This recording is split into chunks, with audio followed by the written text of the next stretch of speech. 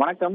செங்கல்பட்டு சுங்கச்சாவடி அருகே இன்று காலை டாரஸ் லாரி ஒன்று பாஸ்டாக் கட்ட முடியாதனால் நிறுத்தப்பட்டிருந்தது. இந்த லாரியை மர்ம நபர் ஒருவர் கடத்தி சென்று மறைமலை நகர் அருகே விபத்தை ஏற்படுத்தியிருந்தார்.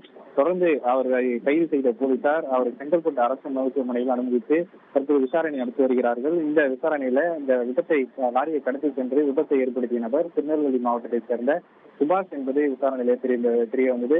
தொடர்ந்து அவர் குறித்து பல்வேறு தகவல்கள், திடுக்கிடும் தகவல் தொடர்ந்து வெளியாகி வந்த வண்ணமாக இருக்கிறது. தற்போது ஒரு வீடியோ காட்சிகள் வெளியாகி இருக்கிறது. அதில் கடந்த 17ஆம் தேதி ஊரப்பாக்கம் ரயில் நிலையத்துல வள்ளி என்பவர் பால் கடை நடத்தி வருகிறார். இந்த கடைக்கு சென்ற சுபாஷ் அந்த பெண்ணிடம் பாலை வாங்கி குடித்துவிட்டு அதற்கு இலங்கை ரூபாயை கொடுத்ததாக கூறப்படுகிறது. இதற்கு வள்ளி எதிர்ப்பு தெரிவித்து அவரிடம் வாக்குவாதத்தில் ஈடுபட்டிருக்கிறார். இந்த வாக்குவாதம் முற்றிய நிலையில கொதிக்கும் பாலை வள்ளி மீது சுபாஷ் ஊற்றிவிட்டு அங்கிருந்து கத்தியை கட்டி மிரட்டியிருக்கிறார். தொடர்ந்து அந்த ரயில் நிலையத்தில் காத்திருந்த சக பயணிகள் சுபாஷிடம் வாக்குவாதத்தில் ஈடுபட்டிருக்கிறார்கள்.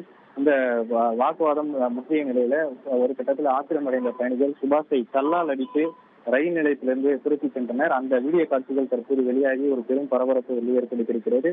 தொடர்ந்து இந்த வள்ளி அளித்த புகாரின் பேர்ல தேவண்ணை மெட்ரிக் மேல்நிலைப் பள்ளி அருகே நின்று கொண்டிருந்த சுபாஷை மடக்கி பிடித்த பொதுமக்கள் சரமாரியாக அவரை தாக்கினர். சம்பவ இடத்திற்கு குருவாஞ்சேரி போலீசார் வருகை கொண்டு அவரிடம் விசாரணையை மேற்கொண்டதுல அவர் சற்று மனநலம் பாதிக்கப்பட்டது போல தொடர்ந்து பேசியதால் அவரை எச்சரித்து அங்கிருந்து அனுப்பினர். இந்த நிலையில் தான் தற்போது செங்கல்பட்டு சுங்கச்சாவடியில சாலையோரமாக நிறுத்தப்பட்டிருந்த லாரி, கனரக லாரியை அவர் திருப்பிக் கொண்டு சென்ற சம்பவம் அரங்கேறி இருக்கிறது.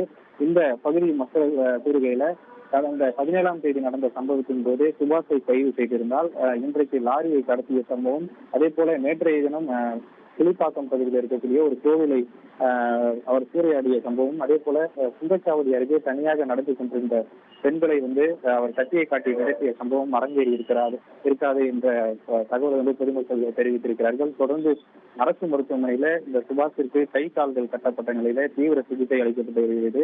அவர் உண்மையாகவே மனநலம் பாதிக்கப்பட்டாரா அல்லது மனநலம் பாதிக்கப்பட்டவர் போன்று அவர் நடிக்கிறாரா என்பதை உறுதியாக விசாரித்த பின்பு தக்க நடவடிக்கை எடுக்க வேண்டும் என போலீசாருக்கு பொதுமக்கள் கோரிக்கை வைத்திருக்கிறார்கள். செய்திகளை உடனுக்குடன் தெரிந்து கொள்ள உடனே சப்ஸ்கிரைப் பண்ணுங்க.